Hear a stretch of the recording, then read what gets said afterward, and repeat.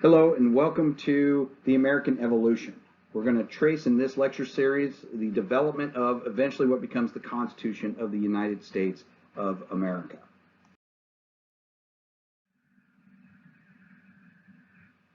Now, George Washington referred to the victory in the American Revolution as a standing miracle. And John Adams himself had an opinion on the nations in which they were going to attempt to build afterwards. He said, if it is to be found that there is to be no nation, my advice to every man, woman, and child is to take opium. The question that needed to be asked from the very onset as they began to decide how this national experiment was going to work was, what kind of form is this government going to take? What is it going to look like, right? How is this government going to function?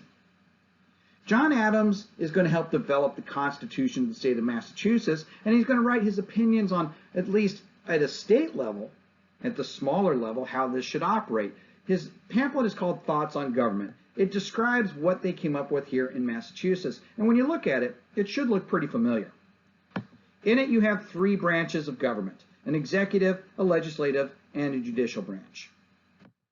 Each one is governed by separation of powers. They all have specific powers enumerated onto them. The judiciary branch is independent of the executive. Now, this is something that is actually, we don't think about it now, but it's actually something that's very important.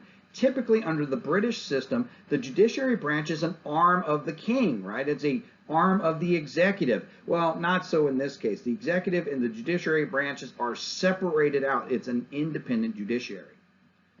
The legislature is bicameral, meaning there's two houses.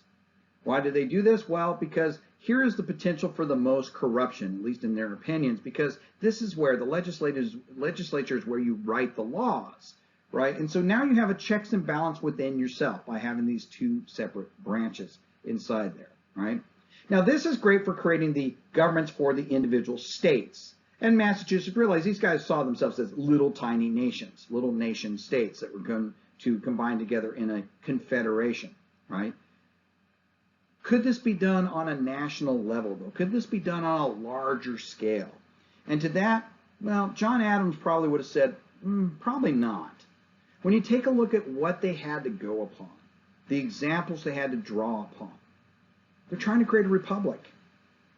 There's very few examples in history, but the ones that they do have, well, they didn't always come out to a grand conclusion at the end. You had the Athenian democracy, the city-state of Athens, right? And it was a true democracy.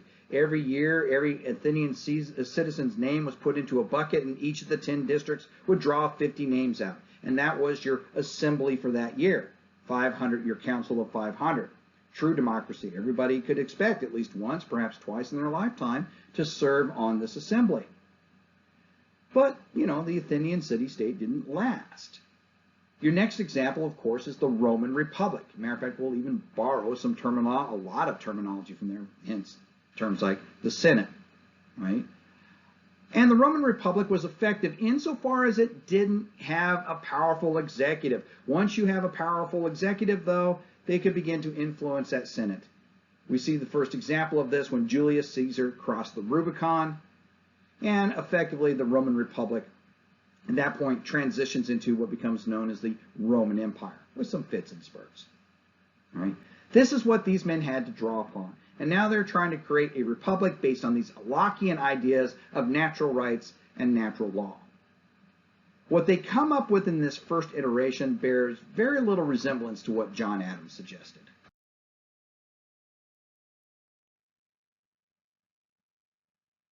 What they come up with is the Articles of Confederation. The Articles of Confederation has no executive branch.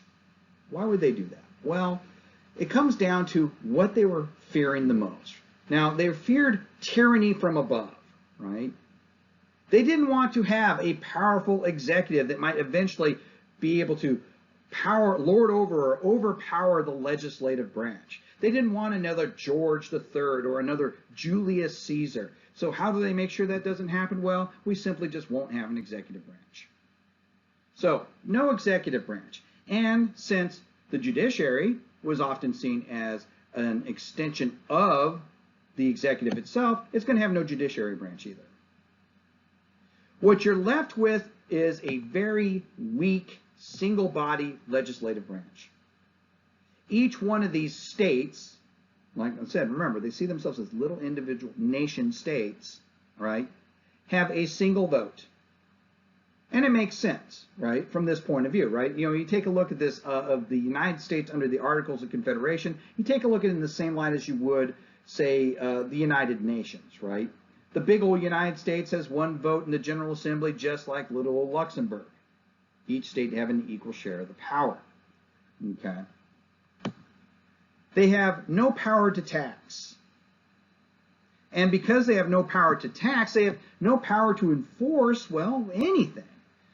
I mean, if Massachusetts begins violating laws that were passed under the Articles of Confederation, what is the federal government really going to do about it? Are they going to send the federal army in there? What federal army? How did you pay for a federal army? You can't tax to pay an army. Are you going to protect your shores with the U.S. Navy? How are you going to pay for a Navy if you cannot tax? There's no true enforcement power. The states retain most of their sovereignty and their power. Now, any actions by this Congress had to be passed by a supermajority. 9 of the 13 colonies had to vote in favor of it in order for it to pass. And if you wanted to modify the Articles of Confederation itself, it required every single state legislature to approve it. It had to be unanimous, which pretty much made it impossible to change. Let's say, for example, you decided, you know what, maybe we should make the representation proportional so that Virginia has more representation than little old Rhode Island. Do you think Rhode Island's going to approve that change? Or if you had a law that passed that gave the smaller states more power, do you think big old New York is going to approve it? Very difficult to work within the confines of these articles.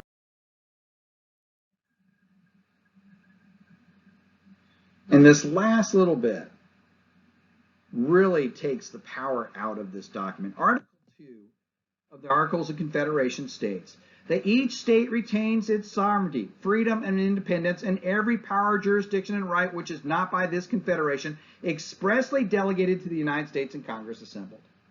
In other words, if the Articles of Confederation does not specifically say that you can do something, you can't do it.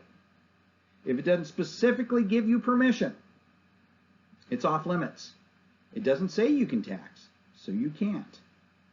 So, how is this going to work in application? Well, we'll take a look at that in the next lecture on how the Articles of Confederation worked while it was the presiding documents of the land.